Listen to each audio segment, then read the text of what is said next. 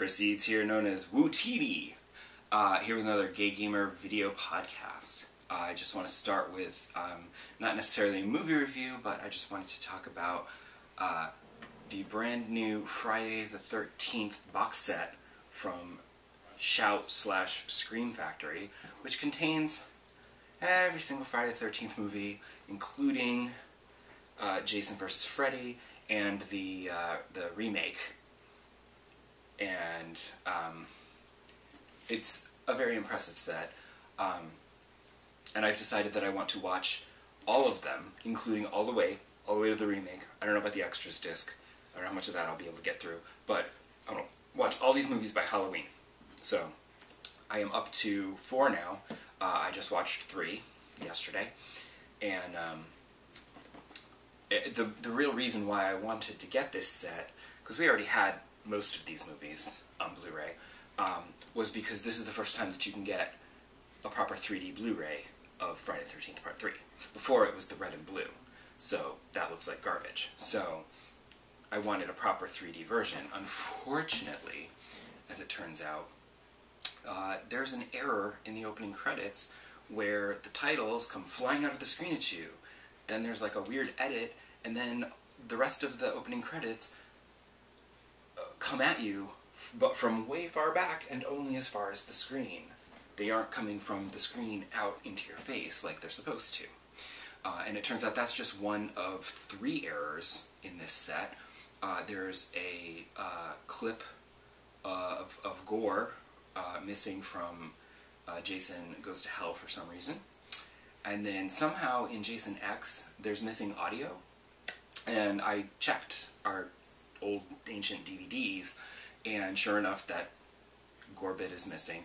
And, you know, it's supposed to be the uncut version, and it's missing one of those scenes. And I'm not sure how you lose one of those, like, you lose one shot from a movie. And then even weirder was in Jason X, there's, like, a missing sound effect from a scene. And, because I watched the scene, and I was like, I didn't hear the sound drop out. So I put on the DVD version, and I watched it, and I'm like, oh, that's what's missing. Like, a sound effect is missing. Like, the rest of the sound is still there, but there's one particular sound effect that kind of ruins the joke with the sleeping bag and the girls, because you don't hear the girls giggling. So that kind of ruins that gag. And so I can only assume that somebody at Shout Factory is either in really big trouble or lost their job over this, because there's a whole disc replacement program which I have to go online. You can go online, sign up, and get replacement discs that will fix those errors, so that the Friday the 13th set will be just great. And unfortunately, when I got the set on the 13th, it released on the 13th, and it came, and I was so excited. I had to check all those errors first to make sure, and then I decided I was going to put in the first one and watch that. And it wasn't until the next day that I realized that after work I was so excited to watch my Friday the 13th discs that I forgot to play Animal Crossing. So, yeah, I have not done that in a really long time. I rarely ever miss a day of Animal Crossing. I'll always play it for, even if it's just like 15 minutes to just run around and, you know, pick weeds and water flowers and stuff. But thankfully, New Horizons is a lot lower maintenance than any previous Animal Crossing game. You don't have to play every day if you don't want. You can skip days, and it's fine, because the water, you don't have to water plants anymore. Like, they don't wilt, ever. So you don't have to worry about losing your hybrids that you've grown. And the only thing you really have to worry about is, like, maybe that's the day that somebody decided they wanted to move out, and if you weren't there to stop them from moving out, a few days later, they might be packed up and ready to go, and you're like, wait, what? That hasn't happened yet? And I think that was Tuesday, so it won't happen, because, like, by Saturday, somebody would have moved out, so I'm okay. But I do play every day, because I do like to maintain my island. I'm weirdly anal retentive about just making a loop around the island to cover the whole thing so that I can pick up any branches and weeds and dig up the fossils because I don't want holes everywhere. I just like it to look nice, you know? And I also appreciate October's a lot better than September. I have quite a few of the spooky DIYs. I never really got a lot of the fall ones, but I have plenty of the spooky DIYs that need pumpkins, and you can grow your own pumpkins. And I have more pumpkins than I know. I'm not picking them anymore. I'm just letting them sit in the pumpkin patch because I don't need any more. I have like 100 pumpkins. It's like insane, and I don't need that many because there aren't that many recipes, and I don't need to make that many things. Like, I literally went around and made a jack-o'-lantern for everyone's house, and I made multiple jack-o'-lanterns just to use up some of these pumpkins, and I put them in front of everybody's homes. But, like, it's so much better than the acorns and the pine cones, where you could shake a tree for 5 minutes and you're going to end up with, like, 30 sticks and 1 acorn. It was absurd. So that was super annoying and frustrating. But pumpkins everywhere. And I've also been, like, dressing up in different Halloween costumes and getting into the spirit of things, and it's quite fun. I don't know what actual Halloween is going to be. I don't know if they're going to do the same as the other games, or if they'll change it up. I don't know. I'm kind of excited to find out. But I also, this week, I finished Ghost of Tsushima. I wasn't sure how much was left. That was an awkward transition, I know, I'm sorry. But I didn't know how much was left, but I decided, okay, I had collected everything that I wanted to collect. I'd powered up as much as I could. I was ready to go. So I started the endgame missions. And it turns out there were like 2 missions before the final battle gets underway, really. And unfortunately they were both stealth, which sucks, because I hate stealth. The first one was better because you're sneaking around with the Mongols, so if there's a Mongol in your way, you can just quietly assassinate him and then keep going along the path you've chosen. I'm sure there's a path where you could get by them, but I'm like, let me just kill you and it's easier that way. But the other one, you're sneaking into Castle Kaneda, so you can't kill any of the samurai guards because they're on your side. So that one was a little trickier and not great. That took me, I got caught a couple times. But then the final battle happens, and it's suitably epic. And I liked that they mixed it up, so there was a duel, but then the duel wasn't the final battle. It kept going after that, so that was kind of fun, and it felt more of like a regular video game boss battle where you're fighting the minions and the boss at the same time. And I did it, and I killed the Khan, and that was the end of that. And then there was an epilogue, which unfortunately I could see where the epilogue was going, and then once it got there, it was very upsetting. And you have a very big choice to make, and I actually, it was one of those ones where I like paused the game and was like, wait, let me just think about this for a second. But I ended up going with my gut instinct, that is what I would have done immediately if I hadn't stopped to think about it. I still went with my gut instinct, which is what I would do in that situation, which I don't think is necessarily what the character of Jin would do, but it's what I wanted to do, so sorry. And then once you're done with that, then you can just keep playing in Tsushima. There's still, like, you know, remnants of Mongol forces all over the island, so you can't just explore Tsushima and have it be free and lovely and you can just explore freely. You're still going to run into Mongols here and there and have to fight them, because they're lingering. I don't think I've ever seen a game where, like, the end game is basically like, okay, now just explore and enjoy, and there's no enemies anywhere, and you could just freely do that. Because that would be lovely. But I am not going to play anymore because I basically looked at the trophies, and I had actually gotten a surprising number of trophies. There were only 5 trophies left, so I basically did, there were 2 of them that were like totally easy to do, so I just did those 2 real quick, and ended up with a 94%, which is like super good for a regular game that I'm playing. There's still 3 trophies left that I don't have, but those are like the combat trophies where you have to like do a special move, like you have to like kill 30 people after a perfect parry without being hit or something, and I'm just like, yeah, like not getting hit is not gonna happen. I'm not that good, So I'm very pleased with 94%. I tend to, normally in games, I only get like 40 to 50% trophies because there's a bunch of trophies that are like skill-based, you know, like combat and skill and stuff, and I don't have those skills to actually do those things because they're really hard to do, so I can't pull them off, and it's not fun for me to try to pull them off. Like, yes, I could go ahead and try to get those Ghost of Tsushima trophies and 100% the game and get a platinum, but I feel like trying to do those things, it's going to become a chore and it won't be fun anymore. So I don't really think I want to bother, because I don't think it'll be fun to do.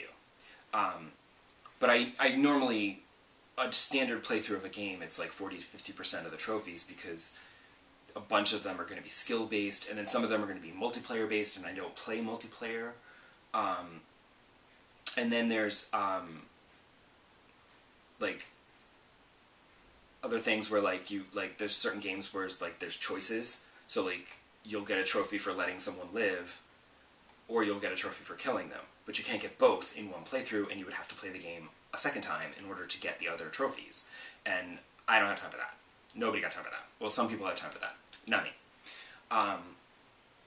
And now, I should have tried, but it wouldn't have happened by the time they did the new Legends update for Ghost of Tsushima, because I'm assuming that with this whole multiplayer aspect that they've added to the game, there are a whole bunch of more trophies that you will earn. So I'm glad I screenshotted that 94%, because now I'm probably at like 60%, like usual, because there's probably a whole bunch of multiplayer trophies that I don't have and won't get because I don't think I'm going to play the multiplayer game. It's co-op, which is a plus,